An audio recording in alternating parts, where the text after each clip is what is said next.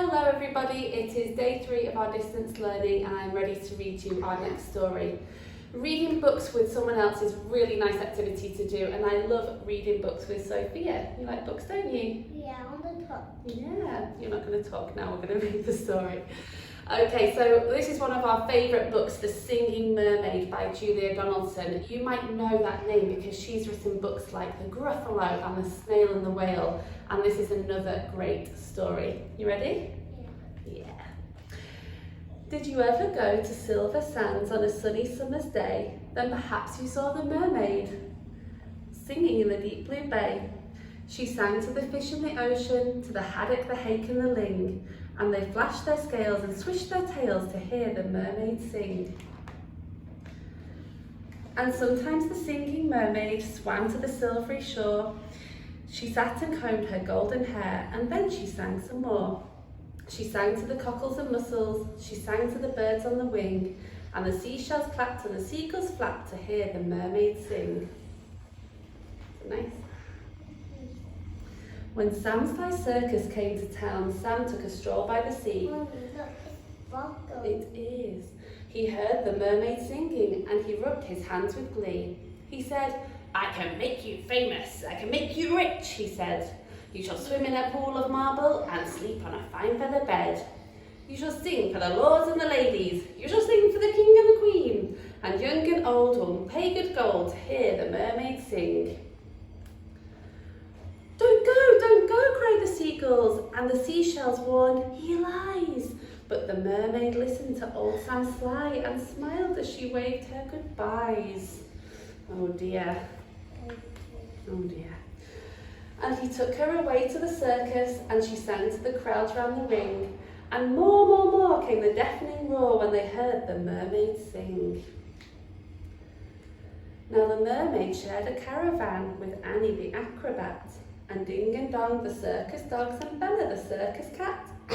And she made good friends with the jugglers, and the man who swallowed fire, and the clown with the tumble-down trousers, and the woman who walked on wire.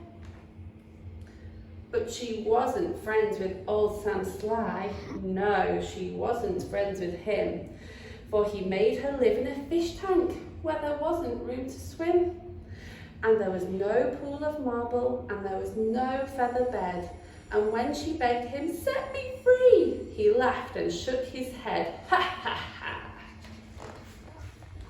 All summer long the circus toured, all autumn, winter and spring, and many a crowd cheered long and loud to hear the mermaid sing.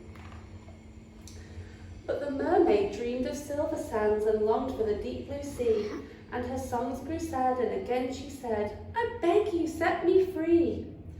But again he laughed and shook his head and told her, "No such thing. Here you will stay while the people pay to hear the mermaid sing." He's not very nice. Yeah.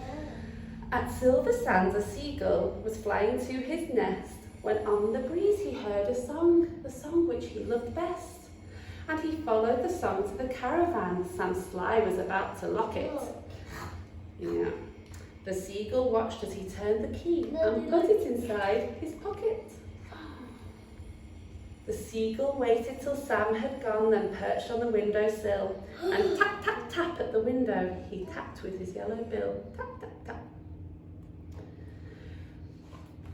Come back to Silver Sands. It's only a mile away. I can find the key and set you free if you'll come back home to the bay. Yeah. "Escape," barked the dogs. "Escape," meowed the cat. But the mermaid sighed. "Oh, I fail. For how could I walk to Silver Sands when I only have a tail?" What's she going to do? "Like this," cried Annie the acrobat. And she stood upon her hands. "This is the way, the only way to get to Silver Sands. Right hand, left hand, tail up high, there's really nothing to it. If I give you lessons every night, you'll soon learn how to do it." Next week, while Sam was snoring, he looked tired too. The seagull stole the key. He carried it off to the caravan and set the mermaid free. Well, everybody is free. everybody's sleeping. And he flew ahead to guide her as she walked upon her hands. Because as wake up as can't sleep. Yeah, she wake up and she can't sleep. All along the moonlit road that led to silver sands. And the creatures on the seashore and the fish beneath the foam jumped and splashed and danced with joy to have their mermaid home. And she sang to the cockles and mussels, and she sang to the birds in the wing, and the seashells clapped and the seagulls flapped to hear the mermaid sing.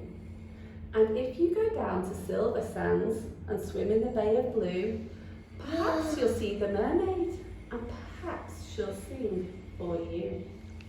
I hope you enjoyed the story. Who might you read with today?